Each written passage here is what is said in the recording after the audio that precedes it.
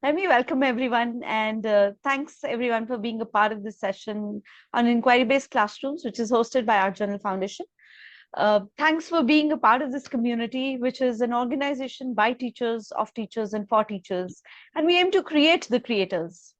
In the endeavor to bring light to creativity within our learners, AJF wishes to engage and encourage teachers in professional development. And hosting webinars like today's and many more, we wish to create these learning spaces for teachers.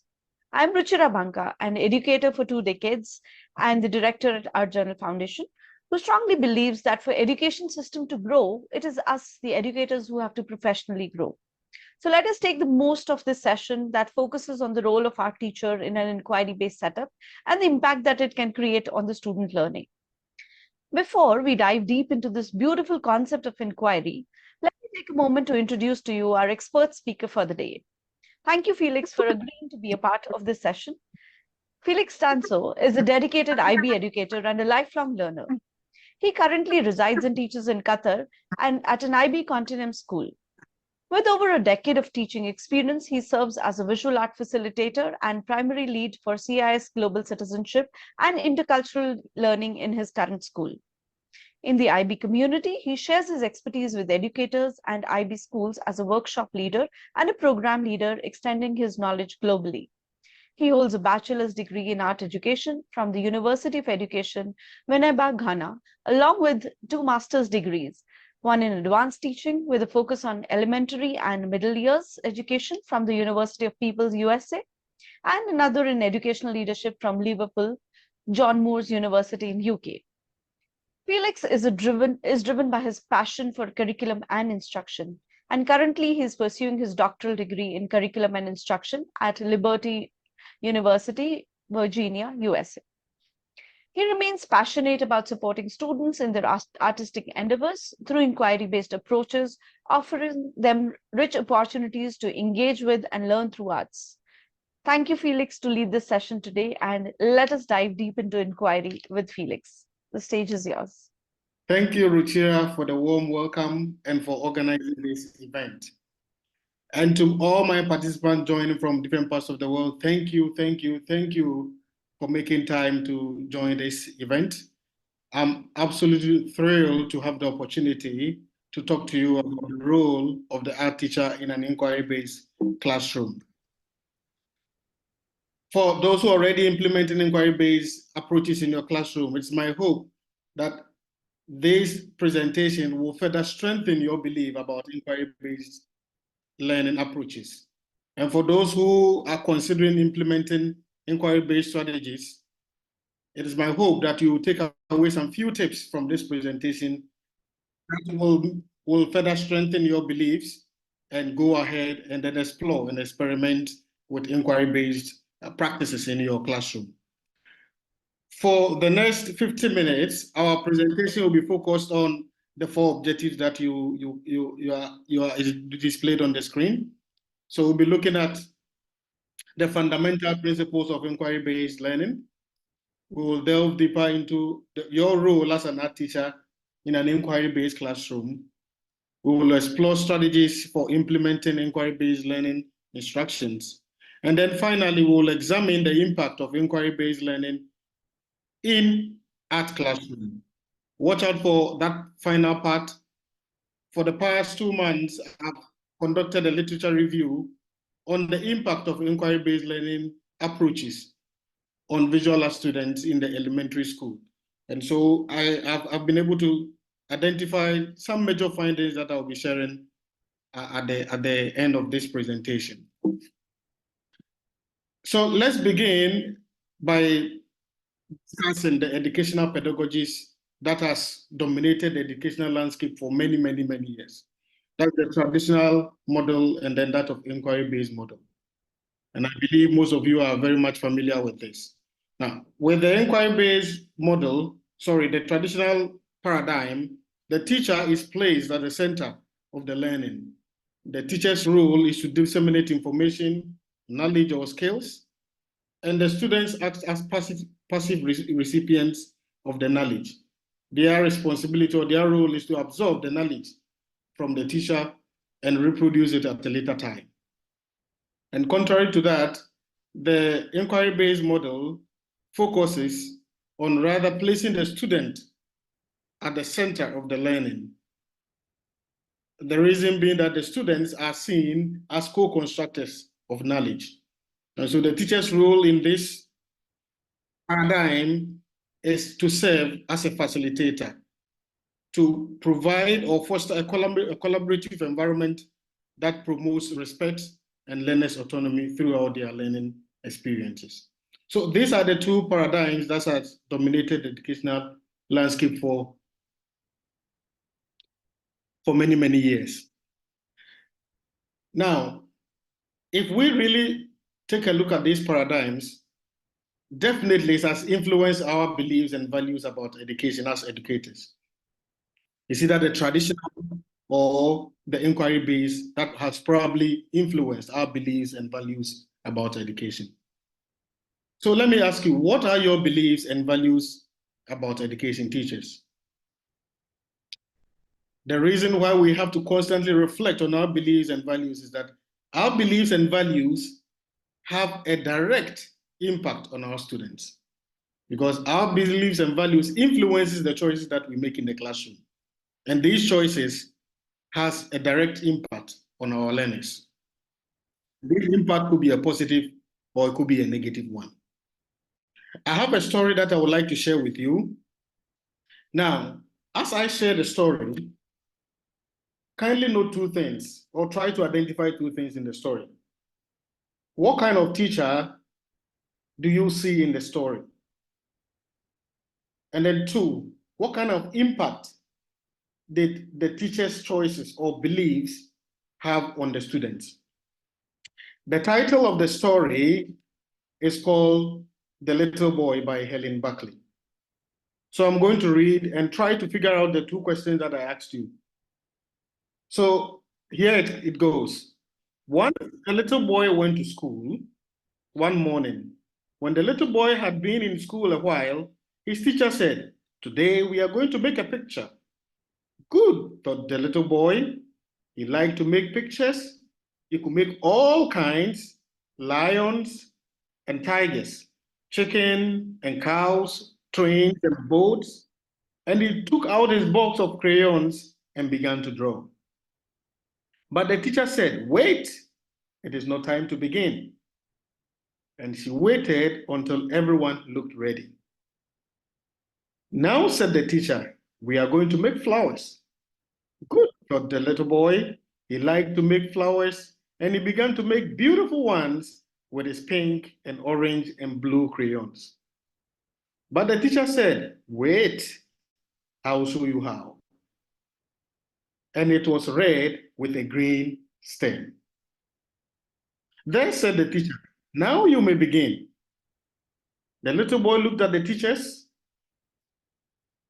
and he looked at his own flower. He liked his flower better than the teacher's. But he did not say this. He just turned his paper over and made a flower like the teacher's. It was red with a green stem. On another day, when the little boy had opened the door from the outside all by himself, the teacher said, "Today we are going to make something with clay." Good, thought the little boy. Snakes and snowmen, elephants and mice, cars and trucks, and he began to pull and pinch his ball of clay. But the teacher said, "Wait, it is not time to begin." And she waited until everyone looked ready. "Now," said the teacher, "we are going to make a dish." But the teacher said, "Wait, I'll show you how." And she showed everyone how to make a deep dish. Then said the teacher, "Now you may begin." The little boy looked at the teacher's dish. Then he looked at his own. He liked his dish better than the teacher's. But he did not say this. He just rolled his clay into a big ball again and made a dish like the teacher's. It was a deep dish. And pretty soon, the little boy learned to wait and to watch and to make things just like the teacher. And pretty soon, He didn't make things of his own anymore. Then it happened that the little boy and his family moved to another house in another city, and the little boy had to go to another school. And the very first day he was there, the teacher said, "Today we are going to make a picture." Good, thought the little boy, and he waited for the teacher to tell him what to do. Note, but the teacher didn't say anything. She just walked around the room. When she came to the little boy, she said, "Don't you want to make a picture?" "Yes," said the little boy. "What are we going to make?" "I don't know until you make it," said the teacher. "How shall I make it?" asked the little boy. "Why, any way you like," said the teacher. "Any color?" asked the little boy. "Any color," said the teacher. Now note, if everyone made the same picture and used the same colors, how will I know who made what? "I don't know," said the little boy, and he began to make a red flower with a green stem. Teachers, what kind of impact did the teacher's choices have on the student? Would you consider this as a positive one or a negative impact? What kind of students do we want to nurture? Do we want to nurture our replicas? Students who create artworks like we do? The same style, the same techniques? Or we want to create students who can express themselves originally? What kind of teacher do you see in the story? Is it an inquiry-based teacher or a traditional teacher? You will agree with me that obviously this teacher is a traditional teacher. So yes, to a large extent, our choices have a big impact on our students. This is a quote from McReynolds, Elizabeth McReynolds, who is also an art teacher in the USA. She said, "If art is the expression of creativity and imagination, then we need new models, because art is about voice and originality. There is no right and wrong way to express your vision and creation." So if we need a new model, what new model do we need? You agree with me? And just as the theme of this event suggests, the role of the art teacher in an inquiry-based classroom. So inquiry-based learning. Now, inquiry-based learning is rooted in the constructivist theory. And the constructivists believe that knowledge is constructed from experience. And so for the rest of the presentation, we are going to focus solely on inquiry-based model or inquiry-based learning. And with that, we are going to consider the first objective, which is the principles or the fundamental principles of inquiry-based learning. Now, these two authors, Archer-Coon and McKinnon, in their 2023 journal article on the 8 principles of fundamental 8 fundamental principles of inquiry-based learning, highlighted these important principles of inquiry-based learning. There are 8, but for the purpose of this presentation and because of time, we'll discuss only 6 out of the 8. So one of the important principles of inquiry-based learning is fostering curiosity. And that is one of the major aims of inquiry-based learning, nurturing curiosity in students. And how can we do that as teachers? Well, it's very important we model curiosity or model inquiry in our classrooms.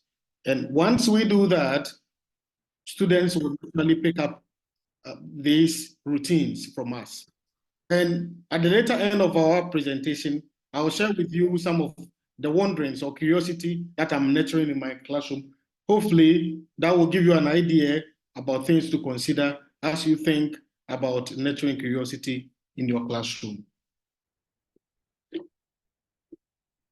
The second principle is inquiry-based learning should be student-driven.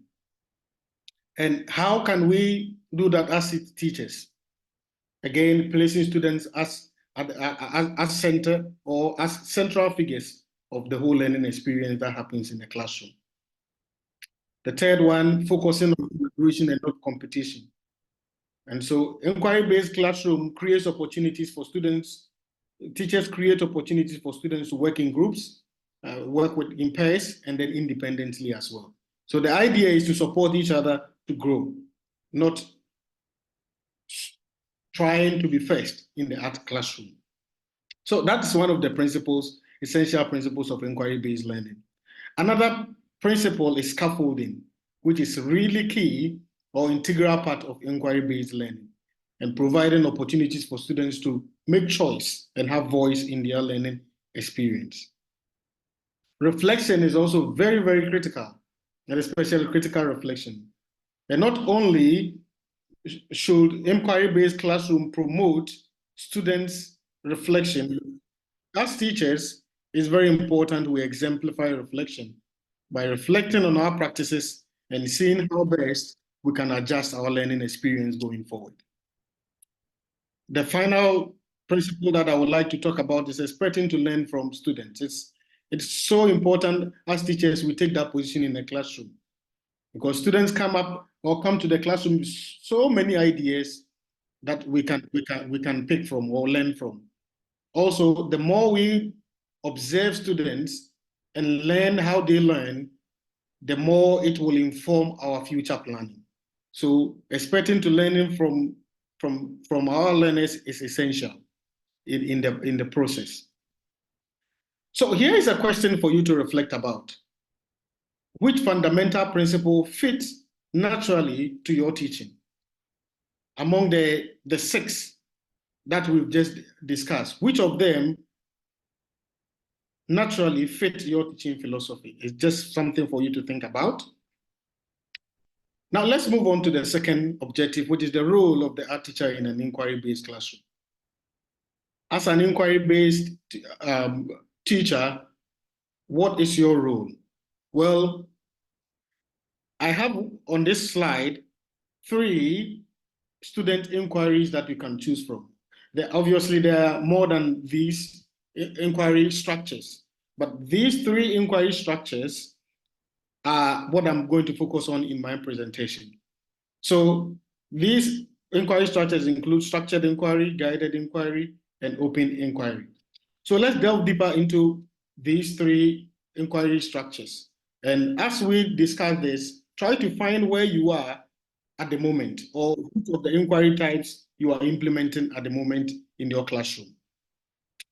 So with the structured inquiry, it involves providing students with a clear procedure or a set of steps to follow as they investigate a topic.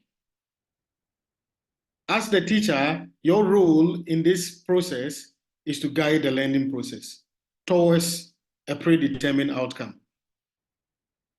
Now, with the guided inquiry, it takes a different turn. With the guided inquiry, students are rather given a topic to investigate, but they are responsible for designing their own methods, the process, and then the procedure. But again, the teacher acts as a facilitator, but provides more autonomy for students throughout the learning experience. And the open inquiry, the students choose their questions or their topics, they design their own experiments, and then draw their own conclusions. But again, the teacher acts as a facilitator. So you can see that regardless of these inquiry structures that you use in your classroom, your role is to support the learning process.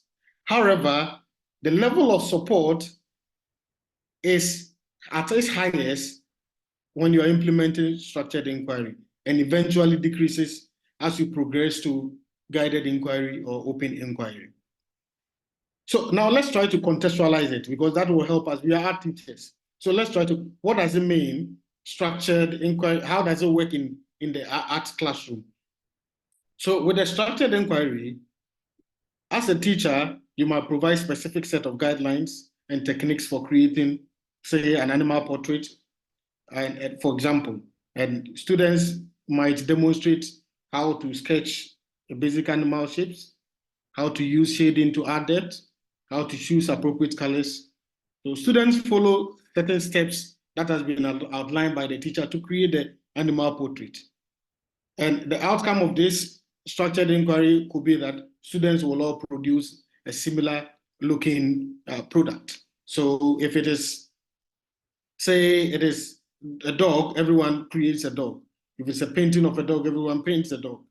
Now with the guided inquiry, students are given more freedom to explore the different techniques and styles within the realm of animal portraiture. The teacher might give them some examples of animal portrait, discuss with them the different artistic choices that they have, and then students will go ahead, choose an animal that they want to portray with the animal, with the style or technique that they prefer. And then again, the teacher serves as a facilitator throughout the process. Now, with the open inquiry, this is where students have more autonomy to explore animal portraiture in their own way. So students may choose an animal subject, artistic style that they want to use, the medium that they want to use, and the teacher here, again, acts as a facilitator. So these are the different inquiries, and hopefully you're able to see within one of these inquiry structures if you're already implementing inquiry-based learning approaches in your classroom. So what is the difference between the inquiry-based and the traditional approach?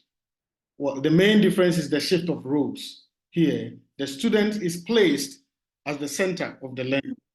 And so an inquiry-based teacher finds ways and means to release responsibility and control to students throughout their learning journey. The learning experience is eventually less directed. And Mark Reynolds said this, and I decided to put it in the slide because it's something that we can actually reflect on, that self-directed art is less controlled. So how much control do you have in the classroom as an inquiry-based teacher if you're already implementing inquiry-based learning? Still on Mark Reynolds, as she discussed the importance of having a new model for teaching, she shared her reflection, and I would like to read her reflection to you when she was in school as an art student. And it's very interesting how she put it. I'm going to read part of her, this is an extract from her article. She said, "Why a new model for teaching art? When I was in art class, the creativity and imagination was strongly guided and heavily directed. The art teacher would show the class, for example, a picture of Vincent van Gogh's Starry Night, and then students will go to their seats with supplies and try their best to copy it. That was the model. The teacher will show us a shining example. Then we mimicked it to the best of our ability. And I remember being worried that I wasn't doing it right. I worried that my creation was not as good as the teacher's, that mine looked different. Yet knowing what I know now, I want to give the little girl a hug." Art is often about being original, looking different. And art teachers should be giving students the opportunity to consider their own products and explore different methods like a true workshop. So teachers, if we are implementing inquiry-based learning approaches in our classroom, do we give students the opportunity to consider their own products and explore their own materials? As I mentioned, self-directed art is less controlled. So as we look at implementing inquiry-based practices, it's very important we think about ways that we can release control to students. And here are some examples of how we can do that in our classroom, in our role as an inquiry-based teacher. One, we can provide learners with time to wonder, to explore, to engage in research, and to reflect on their creative process. We can scaffold the learning experiences as well to support students in developing their skills. We can as well use real-world context and primary experiences to activate students' learning. We can try as much as possible to provide different or variety of materials for students in their learning process. Try to create opportunities for students to go on field trips to learn about art and other artists as well. Plan learning engagements that will stimulate students in their inquiry process.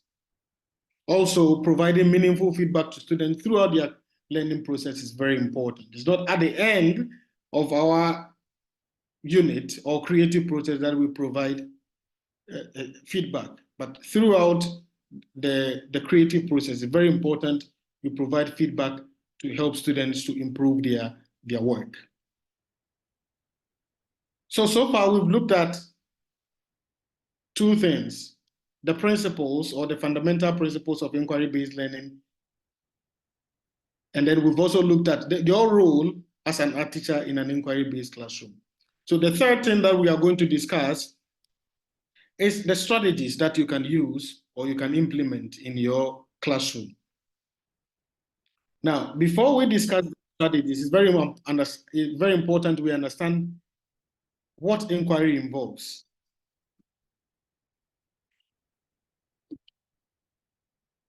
Now, on my screen are several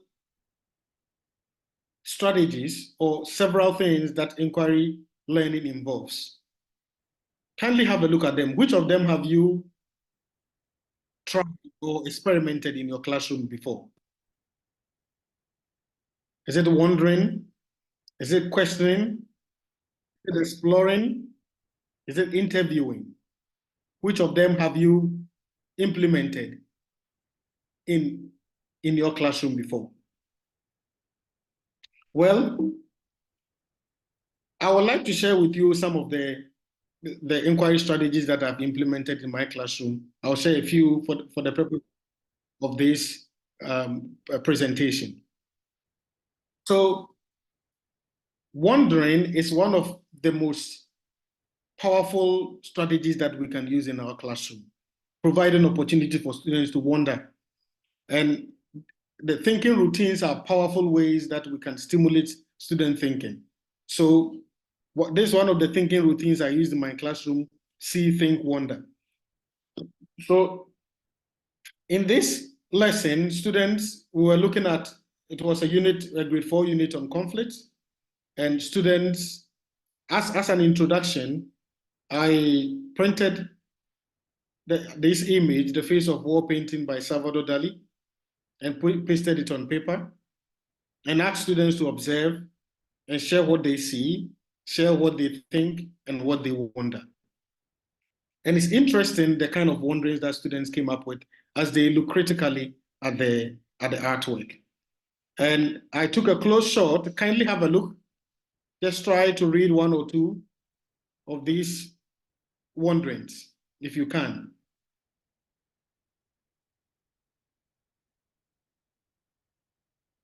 Yeah, I can see some of you sharing, wondering, collaborating, questioning. Yes, that is very true.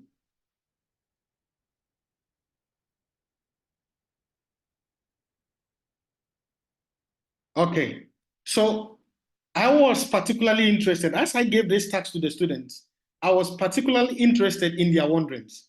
Because again, if you remember, we discussed one of the principles of inquiry-based learning is fostering curiosity. So I was very much interested in their wonderings. So if you look at their wonderings, the first one said that, I wonder how the painter made the details so vivid and why he chose those colors. The second student said, I wonder if the person who did this was famous. And then the third one said, I wonder why Salvador Dali named it The Face of War. So that was why I wanted them, because the next step was for students to research. And so to stimulate their interest in the topic, I created that opportunity for them to wonder. And they came up with excellent wanderings where that's exactly where I wanted to take them to.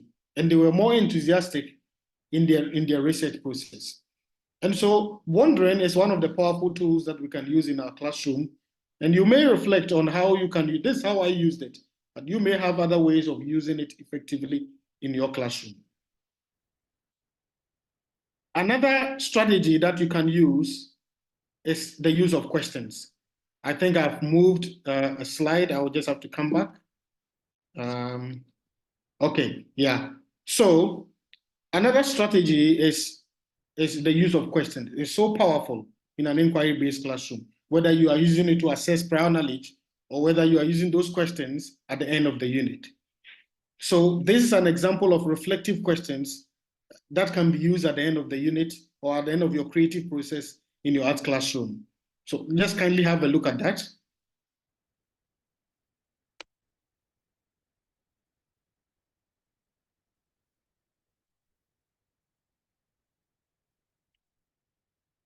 If you look at the last one, it says, is there anything about your artwork that you now think that you should have done differently? If so, explain why.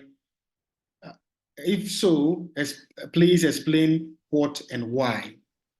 And over the years, I've seen how powerful that kind of question is. So let me move on to the next slide and show you. This is one example of reflective questions that I gave to students at the end of their creative process. So they were supposed to share the artistic skills that they developed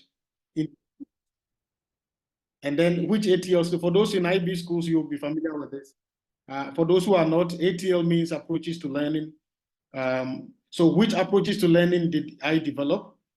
What challenges did I face? And again, the last one, how can I enhance my future work or future projects? I'm very much interested in that because it is an important reflection that can help students as they move on to the next project. Because their reflection will be that goal that they will set for themselves in the next unit or the next time they use the material that they used. And so let me move on to the next slide. There's an example. So there's an example from a grade 5 class. So these are the reflective questions I showed. These are the answer.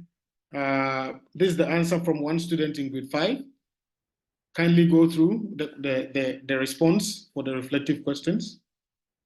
Yeah.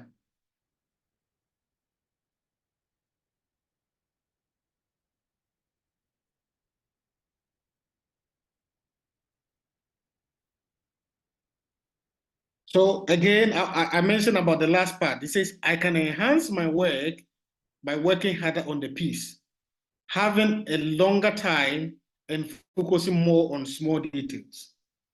So once the students write this, I track these responses and help them to use it to set goals for the next unit or for the next lesson. So that is something that we can do in our classroom, creating opportunities for students to do self-reflection or peer reflection. There are powerful ways that we can help students to identify challenges or areas that they can work on to improve. It's something that we can think about and see how best we can implement it in our classroom practice, the use of reflective questions. But it's very important we provide them with prompts because these prompts guide them, help them to organize their thoughts in a more meaningful way. So because of time, I can only share two, but as I said, or as the slide showed, there are several inquiry strategies that we can use: researching, finding out, wondering, collecting data. There are so many inquiry strategies that we can use in our classroom. Now, let's go to the final part of my presentation, which touches on the impact of inquiry-based learning. I'm particularly interested in this part because over the past 2 months, I've conducted a literature review on the impact of inquiry-based learning on students' achievement. And as I reviewed several literature, I came up with some interesting findings that I'll be sharing with you in the next slide. So, after synthesizing the information from over 30 literatures, peer-reviewed scholarly literatures that I reviewed, here are the major findings of the impact of inquiry-based learning on students' learning. So I found that inquiry-based learning increases students' engagement and enthusiasm in the process. I also found that inquiry-based learning enhances student skill development, being it their creative skills, the critical thinking skills, analytical thinking skills. It really does enhance their skill development. And the last major finding was that inquiry-based learning improves students' learning outcome. However, there were other findings from my research that inquiry-based learning maintains students' motivation and their interest in their learning process. It also increases their self-confidence in class.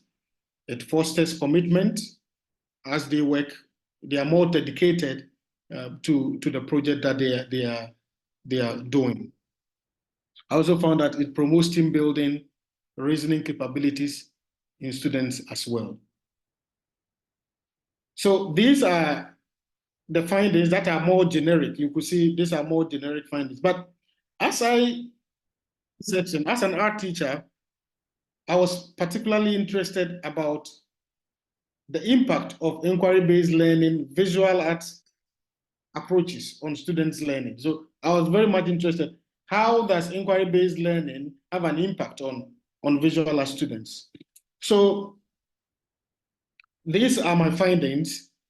Now, I found that inquiry-based learning enhances students' creativity, and that was high school art. So these points were literature that I reviewed that were specifically written, or the research took place in high schools, high school visual arts. So I found that inquiry-based learning enhances students' creativity. It fuels and stimulates their imagination. It fosters critical thinking and analytical thinking skills, and then endorses experimental learning. Now, because I'm a primary art teacher, I was very much interested in the impact as well of inquiry-based learning approaches on students who are taking visual arts learning in elementary school. And I don't know if I should say sadly enough or unfortunately, there were few literature that has been written on the impact of inquiry-based learning visual art approach on students learning in the elementary school. And so there's a huge gap in research that I found, and I plan to undertake an action research to find out the impact of inquiry-based learning approaches on students who learn visual arts in elementary school. And I hope that eventually I'll have a platform like this to share my findings with you. But as I investigated, find out the impact of the positive impact, I also looked at the negative impact as well, the challenges that inquiry-based learning presents. And I found that consistent across literature, one of the major challenges of inquiry-based learning approaches is time. Teachers always complain about there is no time. The time that has been provided to them is very limited. And so that is one of the major challenges that I found in literature. I also found that inadequate resources was also a major concern. There was an issue of space and then materials as well. There seems to be no enough materials for teachers to provide to students. And then the last one that I found very interesting but thought-provoking was that teachers complained that there was no guidance to help them implement inquiry-based approach. And I found this as a genuine concern that teachers may be sent to go to professional development workshop, learn about inquiry-based strategies and have different tips. and then they are left to their own fate. They are left to implement it without any guidance, without any check-in to support, to see how the challenges that they are facing. So these are real challenges that you may face, or probably if you're implementing inquiry approaches, you may have faced some of these challenges. But regardless of these challenges, you will agree with me that the benefits of implementing inquiry-based learning approach far outweighs these challenges that are being presented here. And so you have more reason to continue to implement inquiry-based learning approaches in your classroom practice. So I'll conclude my presentation and open the floor for questions with this quote from Achakun and McKinnon. So they said, and I'm going to read, it says, inquiry-based learning is a long-distance event, not a sprint. Some things will go smoothly and others may not. But what is more important, remaining reflective and using your own inquiry skills will help you to figure out how to support your students' inquiry learning process. So it is a long distance. And as we saw in the different structures, if you are at the moment implementing structured learning or structured inquiry-based learning, probably you may be thinking of trying to experiment with guided inquiry. And if you're already doing guided inquiry, which is the pedagogical approach for IB, guided inquiry, which is a pedagogical approach for the IB, if you are there, you can also try to explore open inquiry. But just know this, it's a long distance. You may try certain things, it may not work, but reflection is critical in helping you to improve your own practices. So thank you very much, participants, for taking time to join in and listen to me. I would like to open the floor for questions. So if you have any question, you can go ahead and then ask your question. Ruchira, should I stop sharing? Yeah, you can unmute or switch on your cameras as well. You have the access. If you have also comments, if you don't have any question and there's something that you want to say, any comment that you want to give, we'll be willing to listen to you.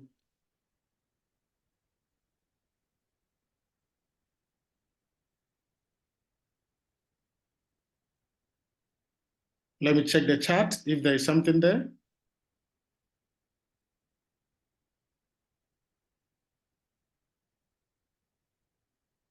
Oh, there's no question. Then probably I did a very great job. Of course. Anyone who is willing to put in a word or two? I've been talking for the past 43 minutes. Anyone who's implemented inquiry-based learning in their art classrooms and would want to share, we would want to hear from the audience as well.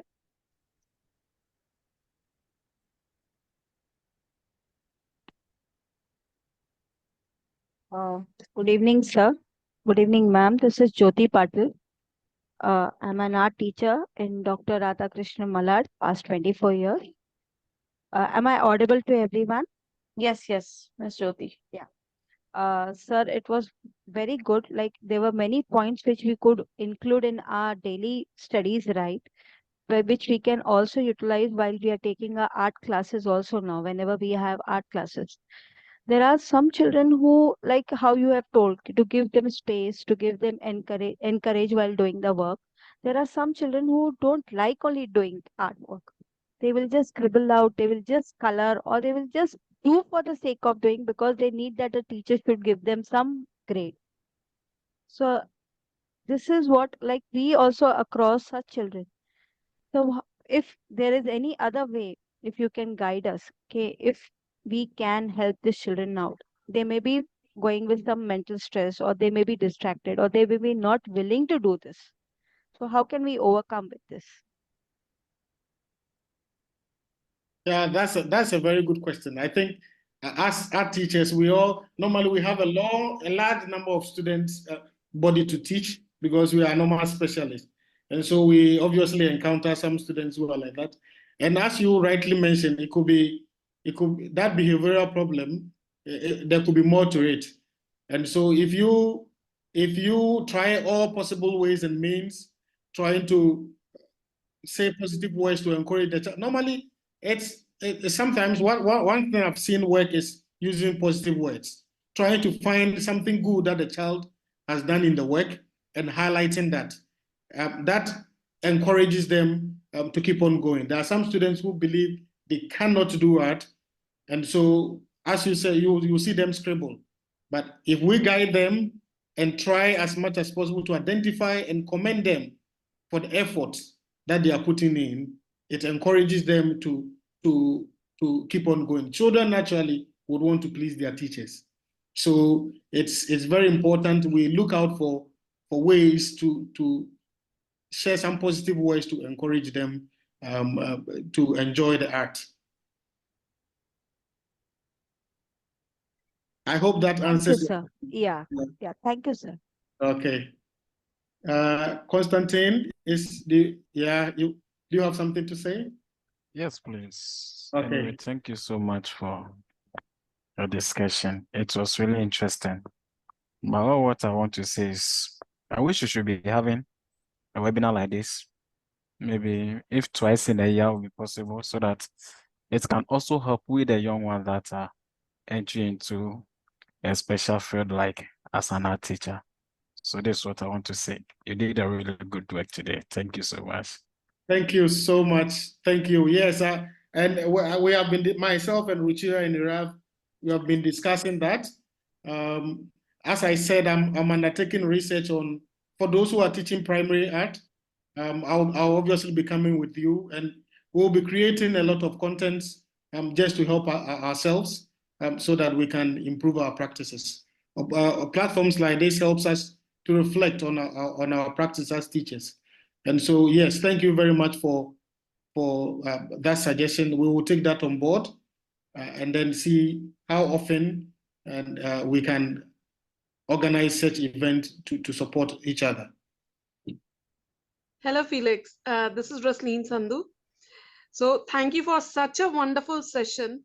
I do take early years and primary years classes of art, and we have struggles like with kids not being serious, but then we also have issues with parents who do not understand that we have to give space to kids. That's a huge issue that I believe every teacher deals with. I have parents who are, comparing kids, their own kids. One is in earlier, one in primary year, that why are they not doing better? But we are giving them space. We are not rushing them, because every kid has their own pace to deal with. But then the school, they question you as well. Now, how to deal with that? Because we don't want to ruin their imagination, their creativity. Yes, you are so right, and I can feel you. Yes, parents tend to compare their kids, and I even see that when they come to art exhibitions, you see, they could see that, oh, one student's work is so good, that how come my son's work is not as good as student B? But yes, that is true, and I will say, Ruchira, I will say, and then if you have something to say, you can add. But education is very important. Involving the parents in the students' learning journey is very important. In my school, there are opportunities. We organize parent-teachers conferences.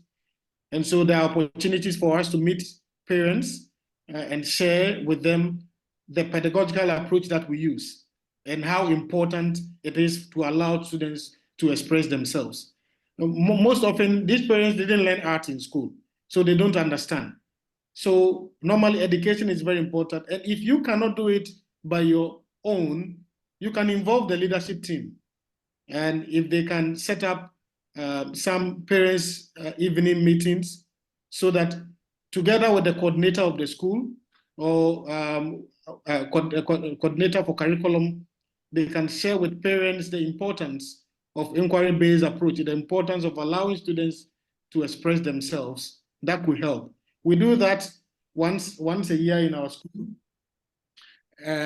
to bring parents on board, help them to understand how art is being taught in the school. And so that helps them to understand, and we have less complaints from parents. So it's normally communication. I have seen that communication is a very important tool that really helps. Ruchira, do you have something to? Yeah, add? absolutely. I completely agree to this. As a coordinator, I think I myself do multiple sessions for parents. The big idea is that till date, most of the parents and most of the adults, maybe some from our community as well, think that it is the product that they're looking at. However, the focus on the process is missing. So once we start bringing in the focus on process and creating awareness about the focus on process, I think this problem may not be solved to the core, but yes, we can take our one step there. Yes, yes, thank you. I hope we've answered your question.